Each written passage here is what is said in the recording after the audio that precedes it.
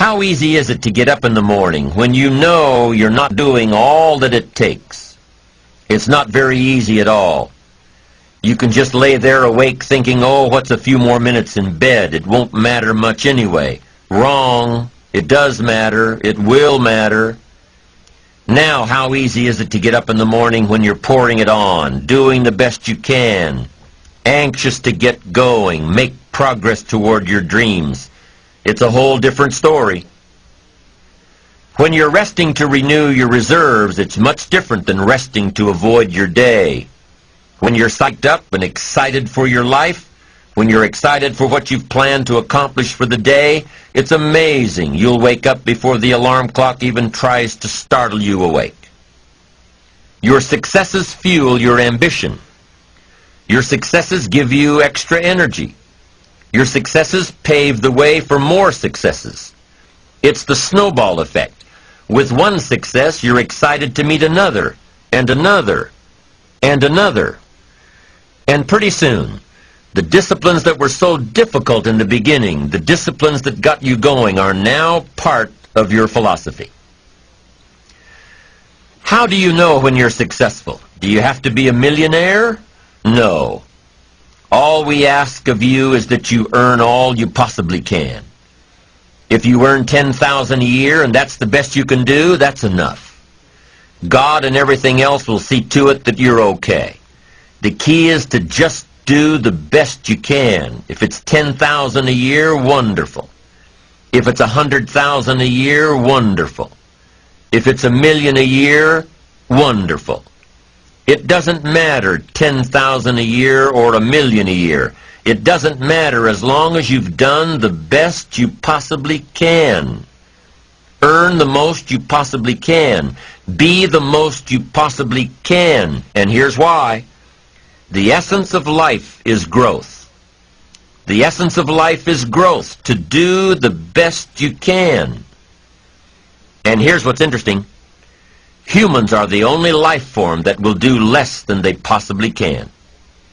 Humans are the only life form that will settle for less. Every other life form except human beings strive to its maximum capacity. How tall will a tree grow? Approximately. As tall as it possibly can. You never heard of a tree growing half as high as it could. No, trees don't grow half. Trees send their roots down as deep as possible, stretch their limbs up as high as possible, produce every leaf possible and every fruit possible. As a matter of fact, you never heard of a human physically growing half. We keep growing until we're done. Now that's a part of life we can't control. It's genetically coded. And that's probably why we keep growing till we're done. Because we can't control that part. It's the rest of our growing that we control. The growing of our minds, the expansion of our minds, that we can control. And that's what tends to get away from us. All life forms inherently strive to their max except human beings. Now, why wouldn't human beings strive to their maximum possibility? Here's why. Because we've been given the dignity of choice. It makes us different than alligators and trees and birds. The dignity of choice makes us different than all other life forms. And here's the choice. To become part of what we could be, enough to get by, or to become all that we can be. My best advice for you is to choose the all.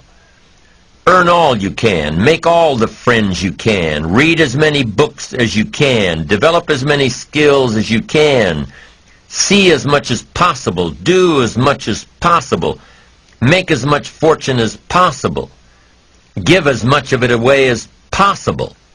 The max. There's no life like it. I'm telling you, once I got on track, I've never looked back. Pick up the challenge. Go for it. Take the best of the two easies. Take the route of it's easy to get ahead. It's easy to do all you can. It's easy to succeed. It's easy to have financial freedom. The more you do, the more you get.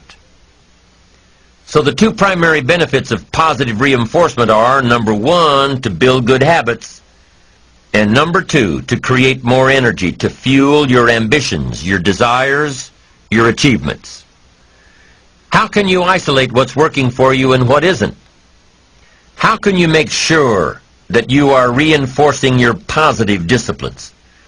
Well, if it isn't apparent, easy to see right away, if what you're doing is happening in such small increments that you're not sure if you're on track, then you need to be writing it down. You need to keep a journal anyway.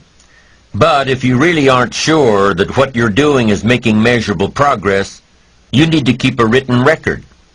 You need to write down everything that may be relevant in your day. What you did, who you saw, what you felt, how it may or may not affect you now and in the future. The best way to track your activities of the day is to write them down. The best way to track your activities of the week is to write them down. The best way to analyze your progress through the year is to have written it down. Why? So you can look back on it.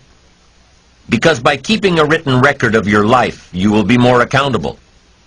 By putting into writing the action steps that you have planned, you will easily see what works and what doesn't. Most people just try to get through the day, never writing anything down, never keeping track of their progress along the way, never really knowing if they are doing all they can to reach their goals, to drive their ambition. But gifted people learn to get from the day. They don't let a day end without picking up some valuable experience, some emotional content, some idea that may positively affect their future. To get the most from a day, to learn the most from a day, you need to be able to reflect on the day. And how can you reflect on a day unless you record it in history?